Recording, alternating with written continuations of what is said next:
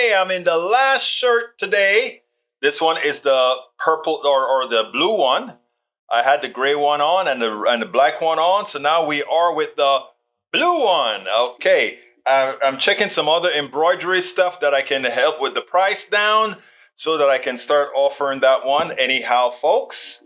Anyhow, welcome aboard. Melanie Keelan from Barcelona, Spain. Eric Hayes is in the house. Bridge MCP is in the house. And the one and only Robert P. Davenport is in the house, as well as AVQ. I wonder if Egberto will post any MLK economic populism videos today.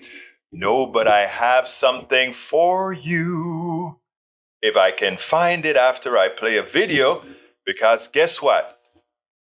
El Señor MLK was no capitalist, which made me happy. My daughter came and told me today. I've heard it before, but she kind of said, Daddy, you should research that, and I did. Who else is in the house? Eric Hayes. Did I miss anybody? If I did, forgive me. Given that it's MLK Day, Bridge MCP found a piece that I think warrants us playing it. So I am going to try to play this for Bridge because I thought it was apropos, and then we'll take it on the other side. But we'll start it. Let me see if our mailers went out yet, etc., just to be sure that all is working fine. I hope it is, but you know how it goes, folks. Automation works most of the times, but every so often it doesn't. All right, this one is thanks to Bridge. I want you to listen to this guy. I think it was an important piece that he said. Let's go with it. Check it out. I knew this question was coming, and I waited until someone asked it nicely to respond. So no, there's no such thing as white pride, in part because there is no white culture. You can have pride based on your ethnicity, like Scottish, German, Irish. You can even have regional pride, like Southern pride. These things usually apply to your cultural identity, like how you grew up, etc. And I had some people argue, well, other colors have pride, and no, they don't. Chicano, Latino pride, Asian pride, those are not colors. The one exception is Black pride, and that's because they've had a unique experience no one else has. Black Americans were robbed of their culture. They don't know where they come from. Two Black Americans meet. They could have come from warring African tribes. They don't know. What they do know is their American experience was similar. In other words, the thing that connects them is the color of their skin and how society has treated them as a result. You also have to consider where the terms white pride and black pride originate. White pride was coined by white supremacists. Black pride is from the Black Power and Civil Rights movement. So one represents superiority and hate, and the other a fight for equality.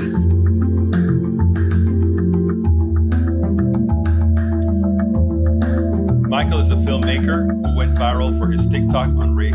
His viral TikTok comes from what he's been told by people of color. It was nothing I haven't heard so many wonderful people of color say. That's how I learned it. This message being better received from a white voice is proof that we still have work to do as people. He says, as a Southerner, it was important to tackle misconceptions that he and many others have grown up with. So I'm going to explain to you why the Confederate flag you know today is racist, and I'll do so without the motivation of the Civil War as a reason. When the Civil War ended, people didn't celebrate it. It was an embarrassment. You didn't go into stores and find Confederate memorabilia. But in 1948, Harry S. Truman, the Democratic president, moved to integrate the military, and Southern Democrats didn't like this. They were already fighting to keep Jim Crow laws and segregation alive. So they broke off and they formed the State Rights Democratic Party, also known as the Dixiecrats. And when they did so, they needed a symbol to represent their cause. And what did they pick? Not one of the national flags of the Confederacy, but rather a battle flag that most today know as the Confederate flag. Now, they were short-lived, and Strom Thurmond and a lot of those other Dems ended up becoming Republicans. But the propaganda around that flag and having Southern pride stuck. Now, you can get it on a blanket or a trucker hat, but understand it only exists in pop culture today because it represents people of color not being good enough to eat at the same restaurants, swim in the same pools, or drink from the same water fountains as whites. It is literally a symbol of hate. So I've had several people with the white pride video or even my Confederate flag video that I posted say, why do you bother doing this? They don't care. You're not going to change anyone's minds. This is why. I'm going to change some minds. It's good enough for me. I love the statement that he ends there. A lot of people said, don't do it. You're not changing minds. And it's the same thing that I hear when I try to build bridges. Why try? Well, you know why I try? and why I even wrote the book, It's Worth It, How to Talk to Your Right-Wing Relatives, Friends, and Neighbors. Because you know what? You won't get to everybody, but you'll get to a lot. And, I discussed some of that on my KPFT show today, which after 16 minutes, apparently we lost some kind of connection that I didn't know about. But anyhow, I will have the entire version of the KPFT show today up by tonight. But anyhow, let's go ahead and get busy. Let's see. Let me see who else I need to salute. Bridge MCP says, okay, gay pride. There's a reason for gay pride as well. Again, these were a group of people, not by race, not by the theoretical race that's been abused. We know that.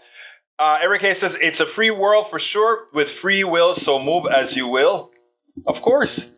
Education is what we need. Melanie Keelan, you're absolutely right. AVQ says, you talk about these issues to get to people who haven't formed opinions yet, or whose opinion are based off of a lack of knowledge.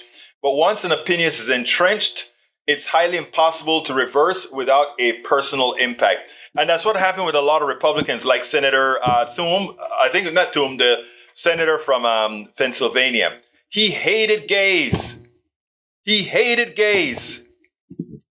And then his son turned out to be gay. And then he wanted equal rights. Then he wanted rights for same-sex marriage and all of that, but only when it affected him personally. Today I told somebody on the radio show, please remember this. Try to see it through my eyes. Today's MLK Day, Martin Luther King's birthday celebration. And I told, a friend of mine called into the show. He's from Venezuela. And we were talking about the founding fathers and all of that. And he was telling me that he thinks Martin Luther King should be on the same strata as the founding fathers in the way that we believe it. And my answer to him is, maybe for you, but not for me. For me, Martin Luther King goes beyond the founding fathers, right? As far as his importance to me is more so than the founding fathers. And why was that the case? The founding fathers, in writing the Constitution, they made a compromise on my humanity.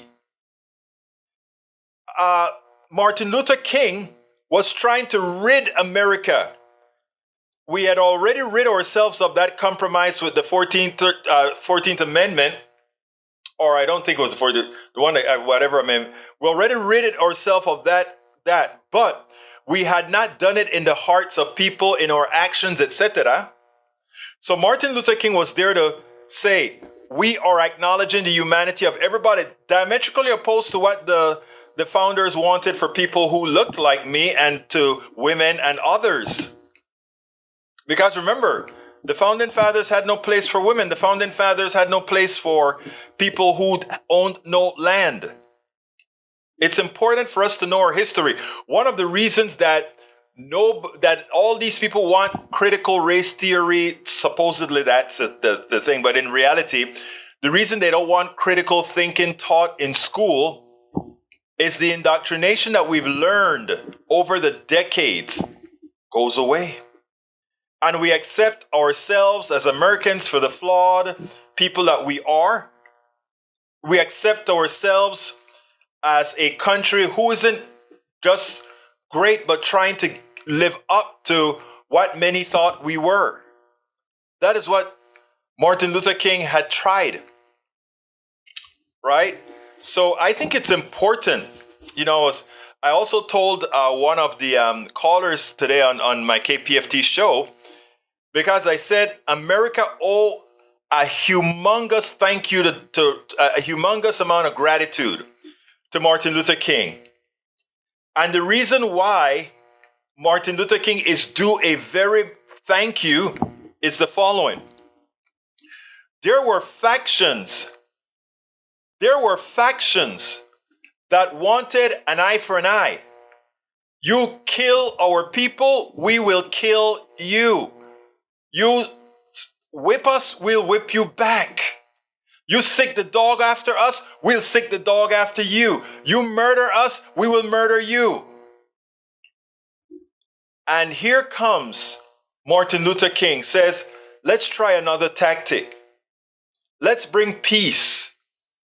Let's try nonviolence. And many paid that price with their lives for that nonviolent act. As the powers that be were assassinating, lynching, destroying black people, black families, as all of that was occurring from the state, from the people. Martin Luther King, unlike many others, were saying, let's try non-violence. Let's try non-violence. America has never, as a country, tried non-violence. When Panama didn't do what America wanted, it blew the smithereens out of America. When Iraq didn't do what America wanted, it used violence. When the natives didn't do what when the natives had treaties that they signed, and when those treaties were broken and they went for their rights, America brought them violence. It is important. One of the reasons nobody wants to talk about critical thinking, critical history, is because when we look in the mirror, we may actually see a few things that we don't like and that we want to make sure and change. None of what I said can be argued with. None of what I just said is up for discussion, is up for debate. So I think it's important for us to show a degree of humility when we're dealing with other countries that are going through their tribulations, because we are still having to go through our own. Let's see what we have here. ABQ says, Lee Grant, ask anyone from Western Europe what their identity is. They'll give you a national one, or a racial ancestry one, or a political stance. But few, if any, will say Western European heritage, unless if they're ultra-right white nationalists, the kind that Germany purged itself of. Exactly. Lee Grant says CRT is ideology, not accurate history. That's not true, Lee Grant. Do not fall for the right-wing spin. CRT, what you hear about CRT is not a question. Okay? These are statements of facts that are corroborated. Corroborated statements of facts. And everything that I just told you there, again, why we should owe a ton of gratitude to MLK. It's not a black holiday, as I told my audience today. This is an American holiday. This is a holiday that says, finally, thank you so kindly. Robert Davenport says, thank you for that super chat, Davenport. Thank you so kindly. He says, the danger that few address is the constant drag to separate people into landowners and renters, aka lords and serfs. They hide it behind racist tropes, but it is aimed at all Americans. Wake up. That is a master statement right there, Robert Davenport. Masterful statement, Robert Davenport. I want you guys to reread Robert Davenport's statement. The danger that few address is the constant drag to separate people into landowners and renters. Let me stop there. I want to add a corollary to what he just said. He also means between capital and work. In other words, there are those who have capital and those of us who provide the work, the intellect, and service. The ones with the cash, the money, the power are those with capital, but the ones who actually make things work in America are the ones with the intellect, the ones with the work, the work with their hands, and the ones who provide all services. It's the same thing. Serf versus renters versus landowners, lords versus serf. And those are the things that we're trying to change. And all the racial animosities, the homophobia animosities, the sexism animosities, these are all things created to create rifts among the different peoples of different hues, views, etc., with the idea that if we keep those people separate, if we keep them fighting at each other, then the lords can remain lords and the serfs will remain serfs. Then the landowners will remain landowners. Okay? It's amazing. But we have got to see the big picture. How many people know about Rosewood Massacre and or the Tulsa Massacre? This is history that has not been told in schools. Tulsa was government-sponsored terrorism on black community. Thank you for bringing that up, Gene Daigle. Every case, no blind statement. So thank you very much for bringing that up, Gene Daigle. Very important concept. Sue Jessie, that's because most conservatives haven't learned history. They've learned mythology. And that is so true. But you know what? A guy called up today, Johnny, and Johnny said only in his family, only he and his brother are progressives who see things as we do, as most of us who want to be learned do. And he said he just leave his family alone. And I told them, no, sir. In fact, I said, you got to engage your family. You got to keep it. One of our biggest problems today is peer pressure. Peer pressure. As I've spoken in my book, As I See It, Class Warfare, not as I say, I'm sorry. It's worth it, how to talk to your right-wing relatives, friends, and neighbors. Peer pressure is a big thing. You know, at Starbucks when I was there every day, I'm going to start back going when this pandemic thing gets a little more out. There were people that, my white brothers and sisters would come in there and talk to me all of the times, right? But I remember this one time when this guy was in there with a whole lot of friends. I think it was guys from work and so forth, you know. And you could see these were kind of not very progressive guys.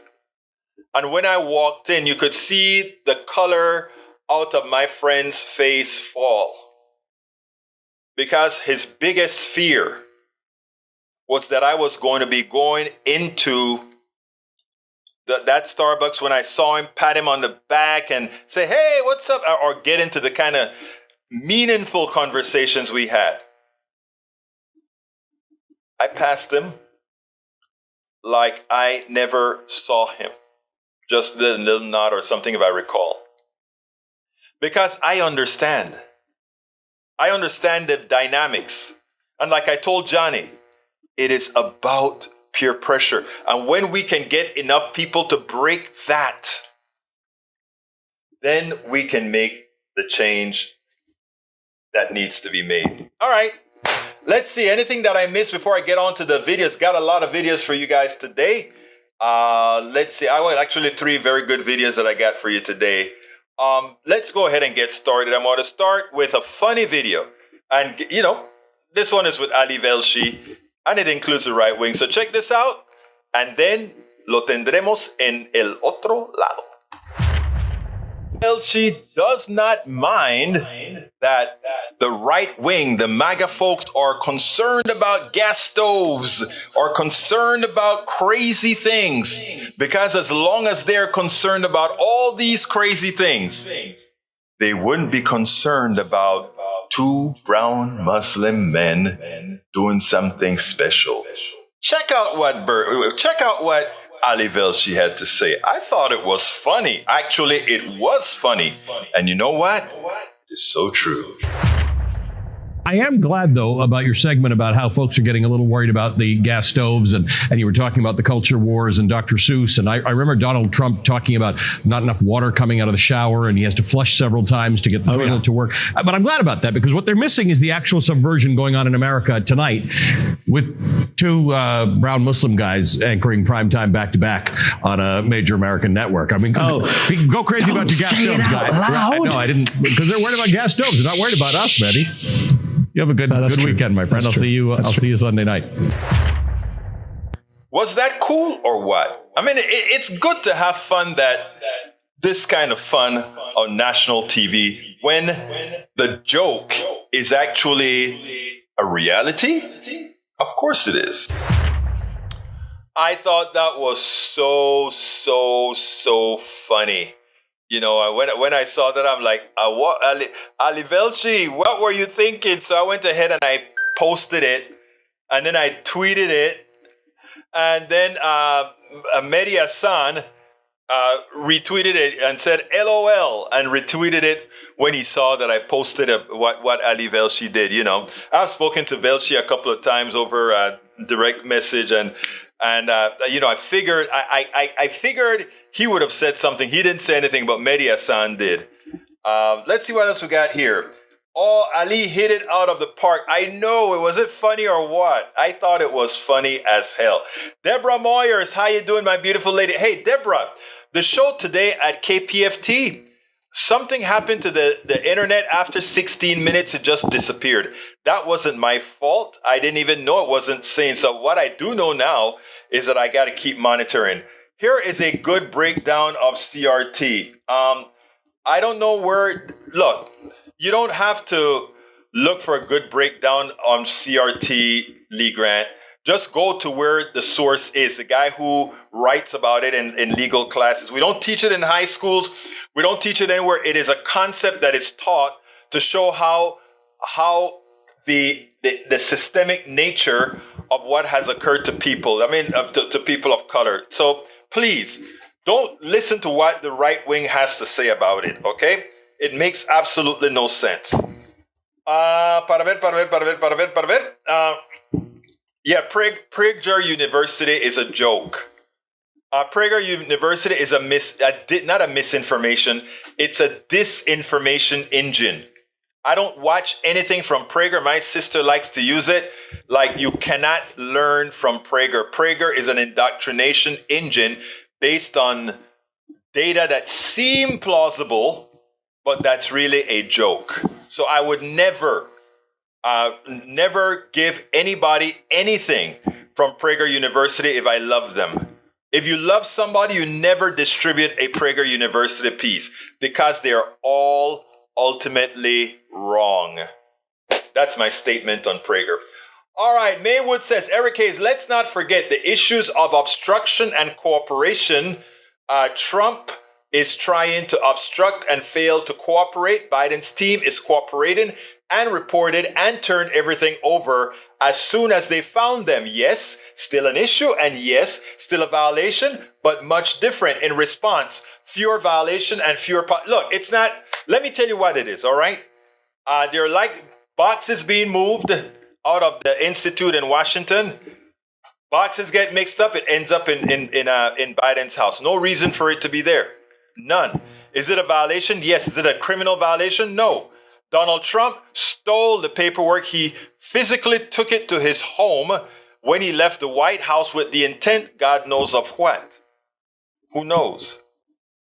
Who knows? Anyhow, let's go ahead and play my... Is it time for the second video? I tell you what, I'm going to wait a bit for the second video and actually go to my Substack today, because I didn't get to cover my Substack at... I didn't cover my Substack at the show. So I want to cover this one here today. If you are not subscribed to my Substack, please go ahead.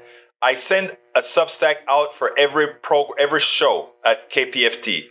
Monday, Wednesday, Friday, there's always going to be a Substack going out. Monday, Wednesday, Friday in the mornings. And I would always send a few out if I have any additional stuff to send in the Substack. Please go to politicsdoneright.com/Substack. And you can subscribe to, or actually, I'm sorry, politicsdoneright.com/newsletter. politicsdoneright.com/newsletter. And the newsletter today was titled An MLK Commentary and Billionaires Are the Manifestation of a Failed Economic System. And what I want to do, let's see. Egberto, please show this. What is that, Bridge? Let's see. Oh, great. Thank you, Bridge. That's a good one. Let's go ahead and show what Bridge wants me to show, because it's a good one. It says, false equivalency. I checked out some library books, forgot I had them, and returned them the second I find them. Versus, I steal the books, deny having them, then return some, claim all returned, ask people to hide the books, ignore subpoenas, and force a search to find the books. That's a perfect illustration of what Trump did. And that's the difference right there for all of those who are trying to create a false equivalence. So thank you very much for that, Bridge. That's a beautiful piece. All right, I took care of, we talked about MLK earlier today, but I'm still going to repeat it. It goes like this. This morning I was a guest on Steve Hunter's KPFT 90.1 FM's U Talk program. The program centralized on MLK today. He encouraged listeners to call no matter what their message was. One of my initial commentaries was that the country owed a huge debt to Martin Luther King's stance on forcing nonviolent change. That was not beneficial solely to black folks, but to the entire nation. It saved us from a cycle of violence as all those who were legislative second-class citizens ultimately rebelled.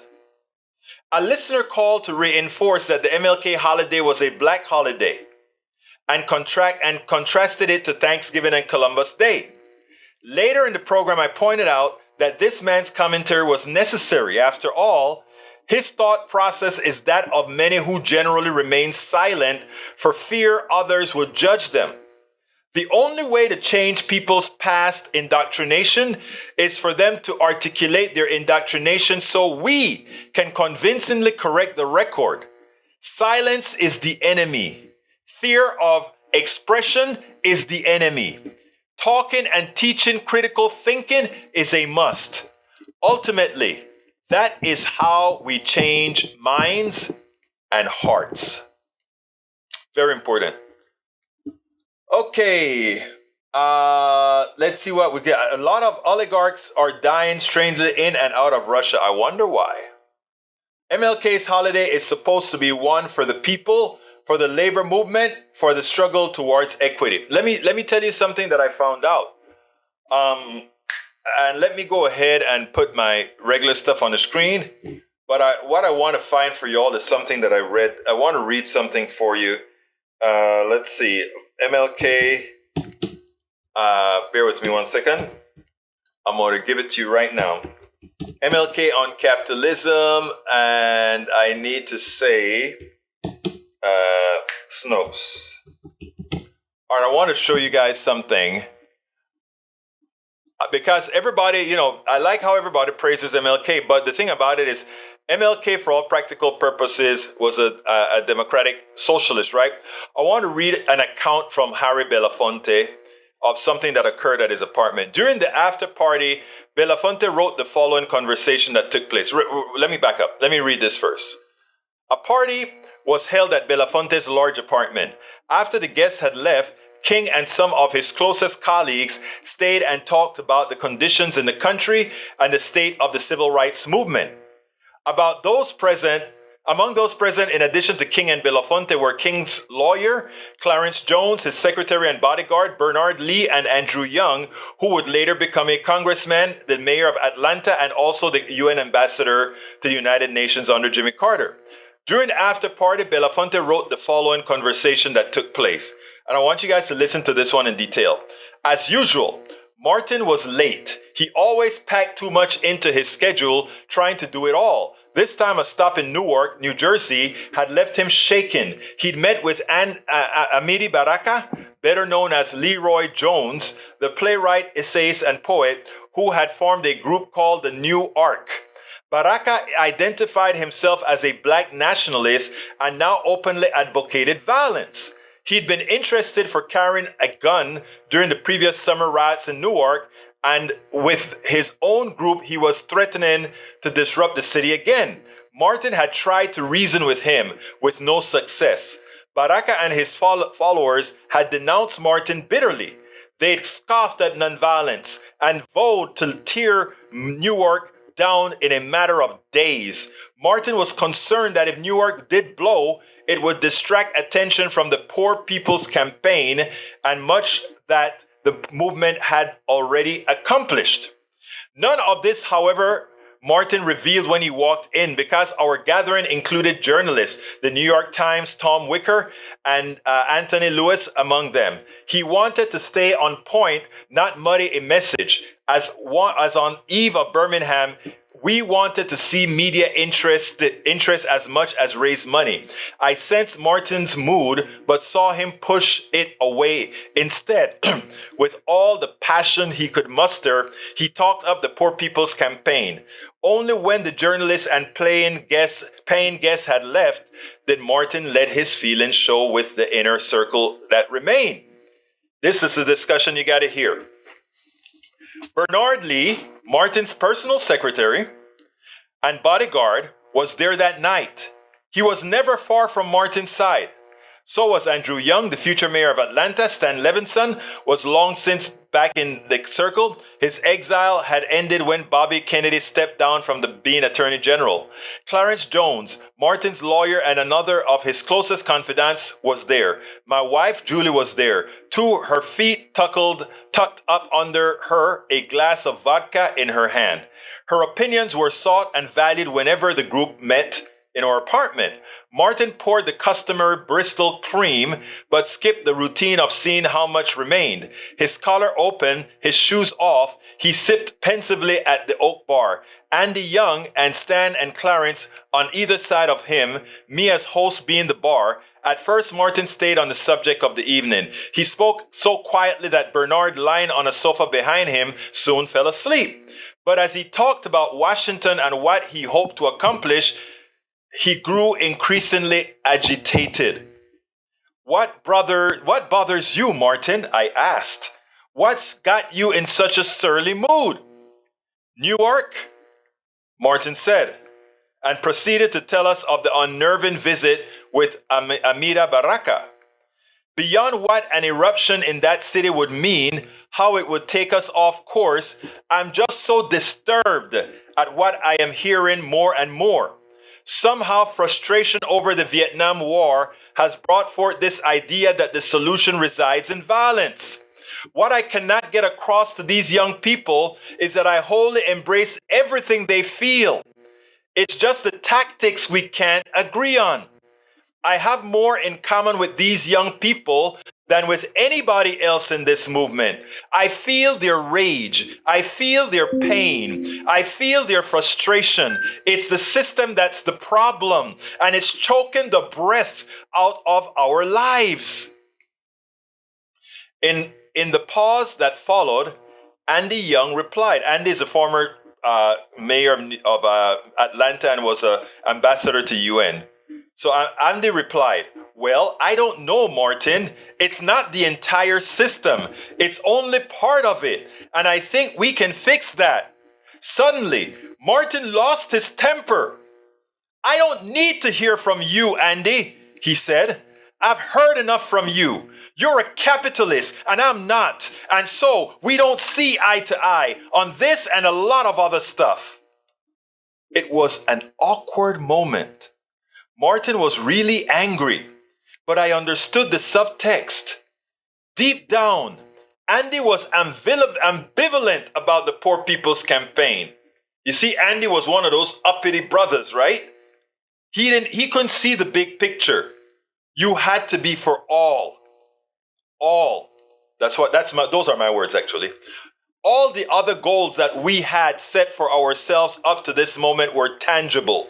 Almost all of them were focused on justice. But when it came to economics, the goals were more complicated, the lines more blurred. Andy didn't believe that all the victims came from the same level of experience. He felt that there was a critical difference between poor whites and Hispanics on one hand and poor blacks on the other. This disparity, he felt, could make the People's Campaign a rocky journey. And that's where Andy Young was absolutely wrong. I categorize all of us from an economic standpoint. Whether you are a white person in Appalachia, the Latinos and others in the middle of the barrios, or the black folks or others in the middle of the ghettos. The central issue that separates those and that should bound them all is economics. The fraudulent economic system that we have that depend on their separation, that depends on them being in that condition that they are. That's the central issue. And Martin Luther King got it.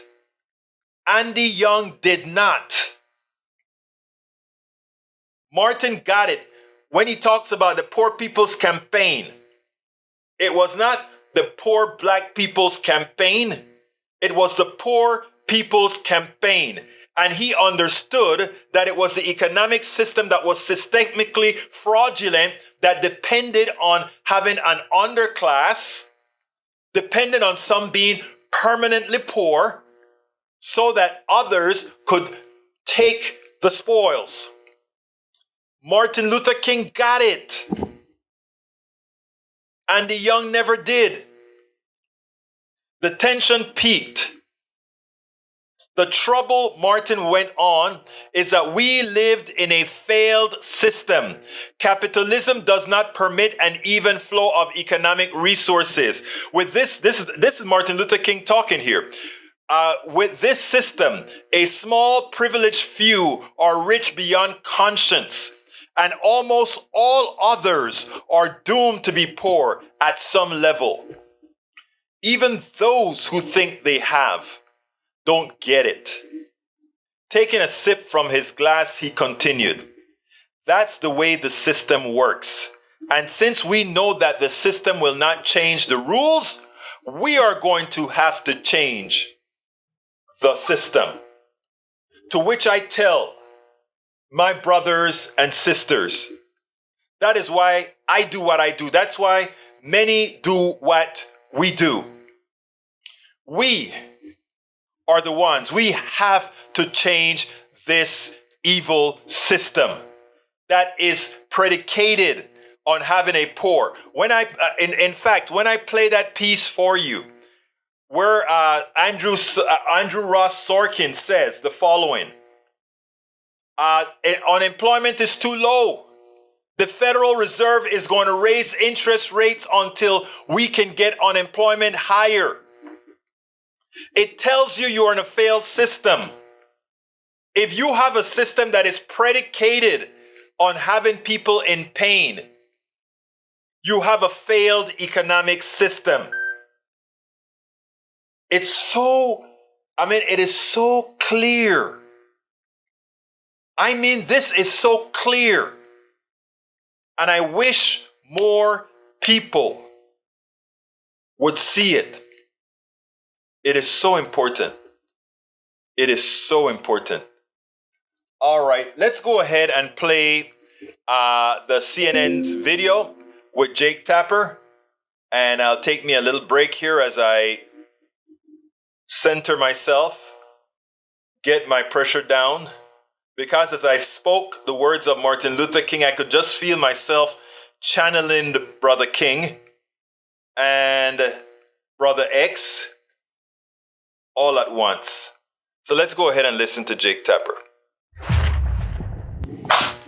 Watch Jake Tapper really destroy Representative James Comer, who is the Republican chairman of the Oversight Committee, who wants to have all these investigations, who's complaining about the classified data, the classified documents that was found in several locations, Biden locations. Ironically, this only came to fruition because it is Biden who said, Biden's lawyers who found these documents and said, we need to do the right thing, and reported them all of the times. Watch how Jake Tapper handles this. And I am not only Jake Tapper today, but I have all the videos that I'm going to be showing with Chuck Todd that's showing.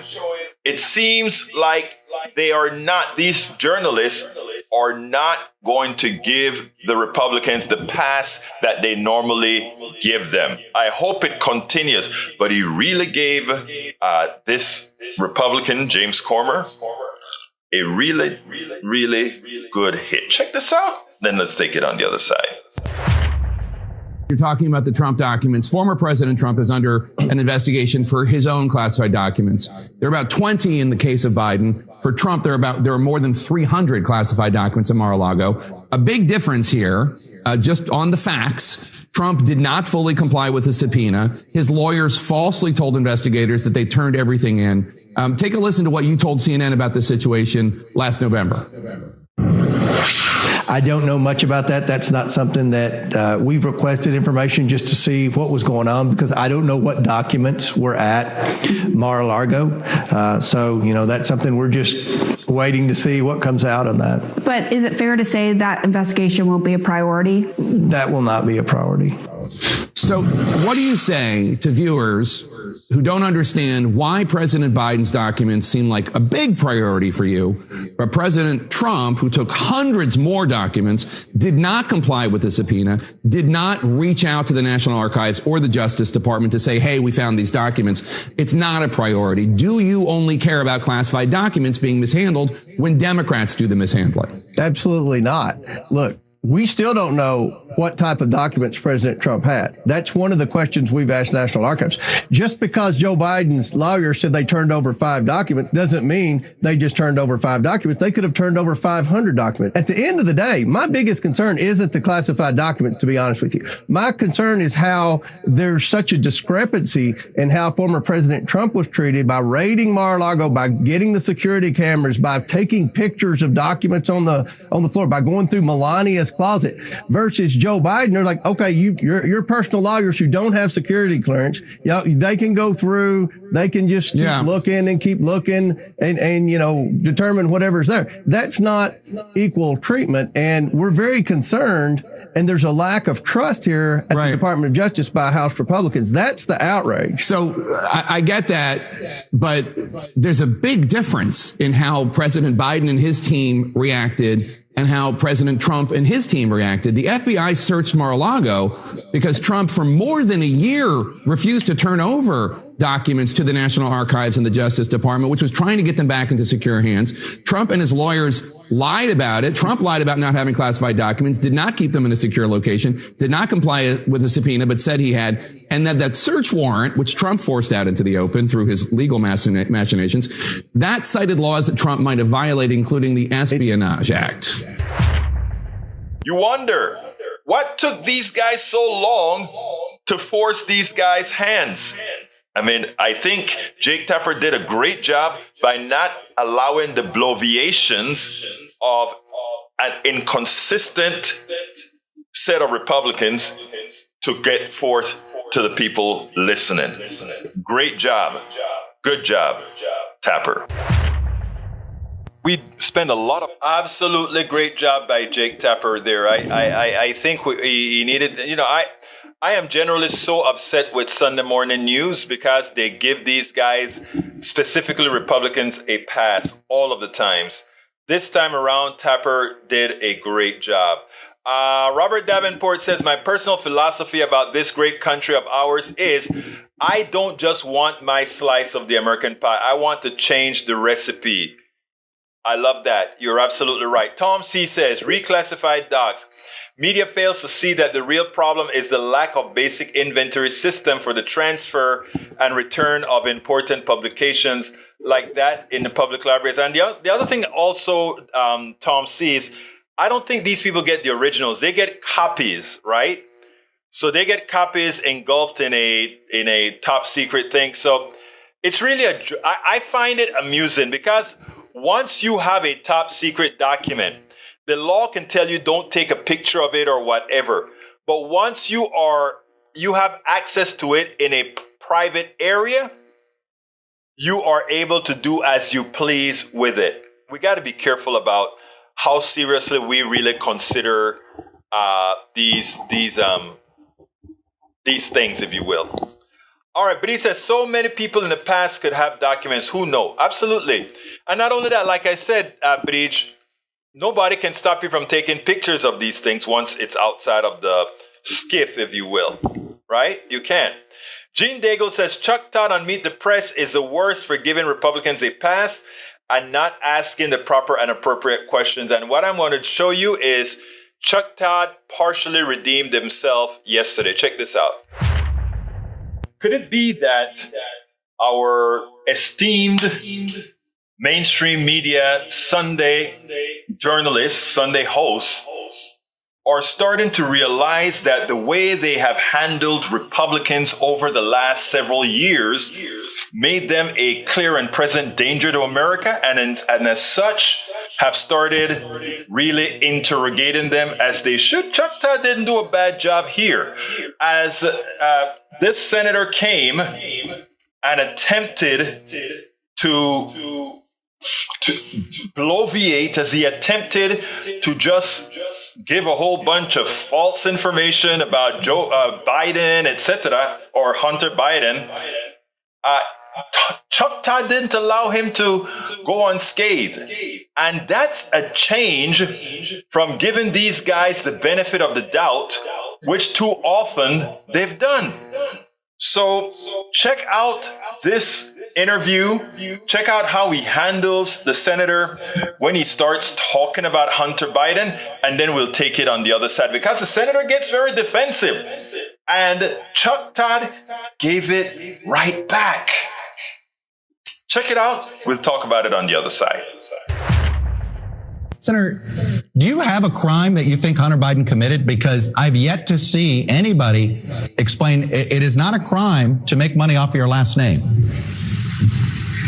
So, Chuck, you ought to read the Marco Polo report, where they detail all kinds of potential crimes. You know, Senator Grass and I certainly let me just stop you there. Potential. Potential is innuendo. About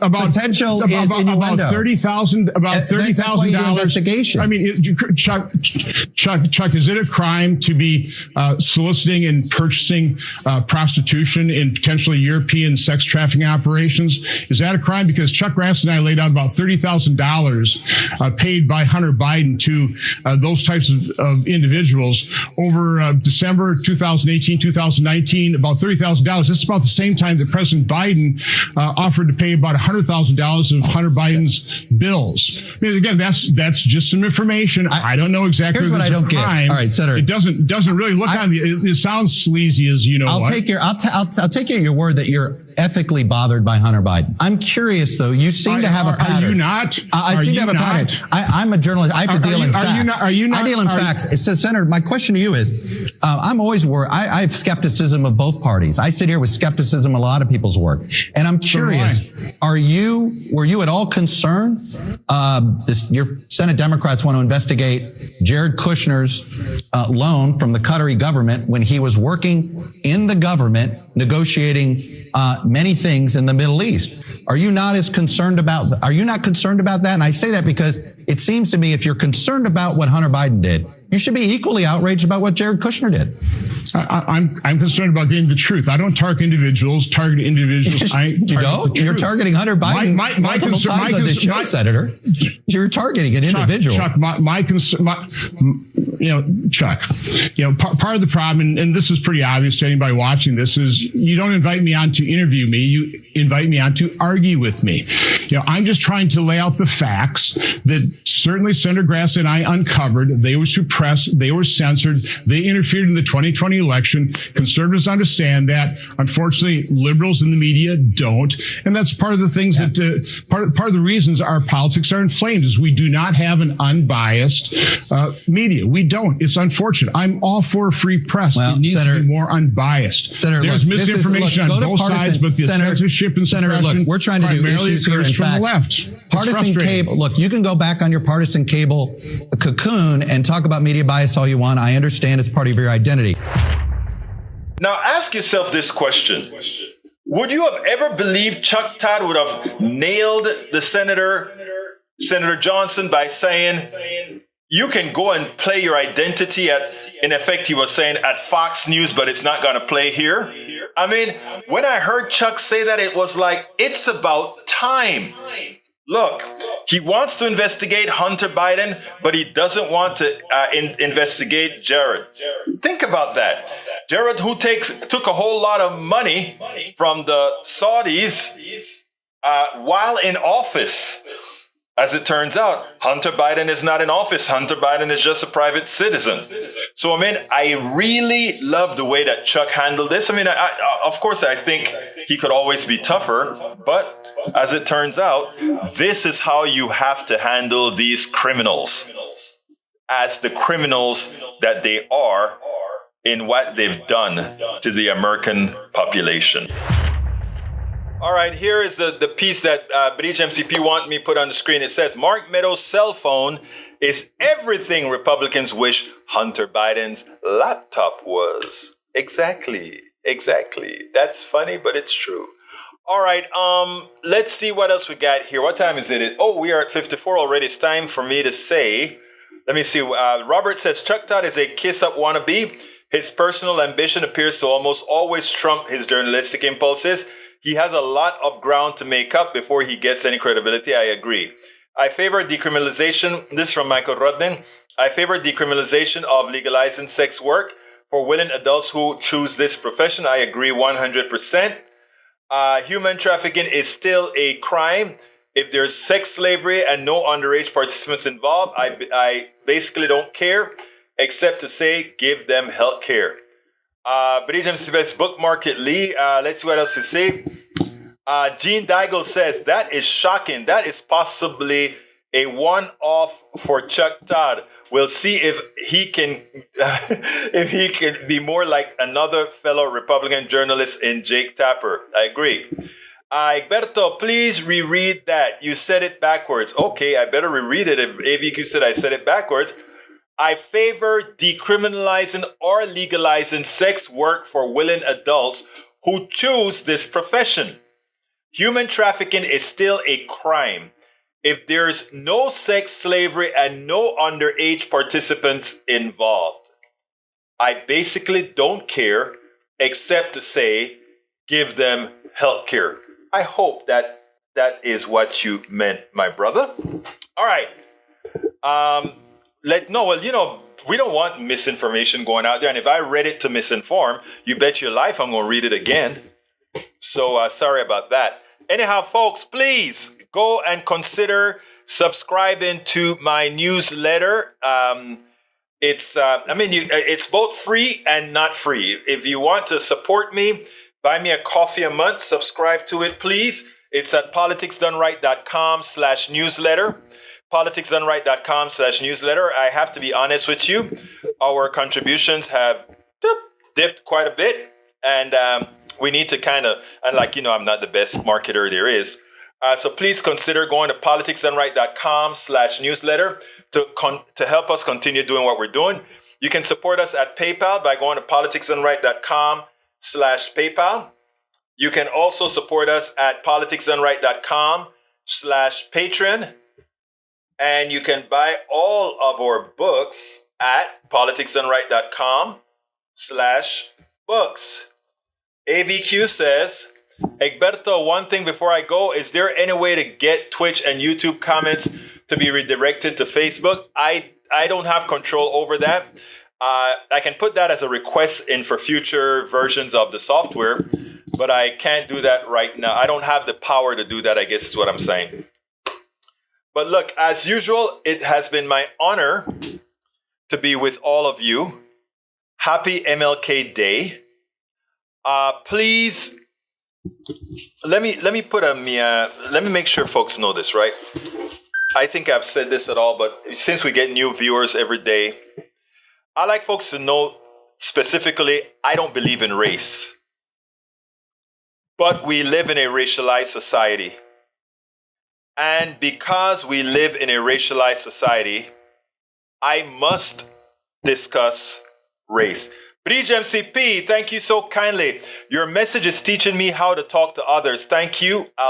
It's working. Thank you, beautiful, and I appreciate your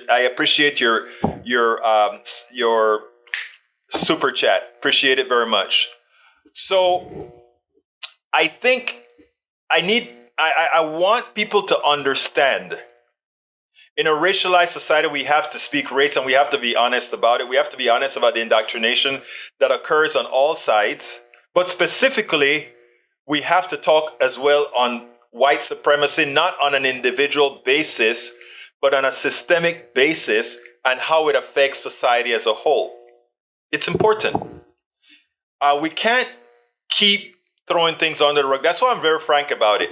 But I always start by letting folks know I do not believe in the concept of race, but I have to discuss it because most people around the world, because of capitalism, have learned that they must talk about it. Breach MC. Oh, another one. Breach, thank you so kindly, my beautiful lady, for that other super chat. Whoa, thank you so kindly for that super chat, Breach. So it's important that you understand where yours truly, myself, is coming from.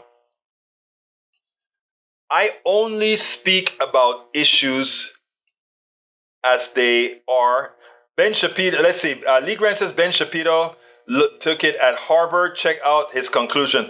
Ben Shapiro is a poor choice. I'm sorry. You have to be of the right mind set to discuss these issues. Okay. My name is Egberto Willis. I thank you all for spending this MLK Day with me. Hey, Alistair Waters, you're here.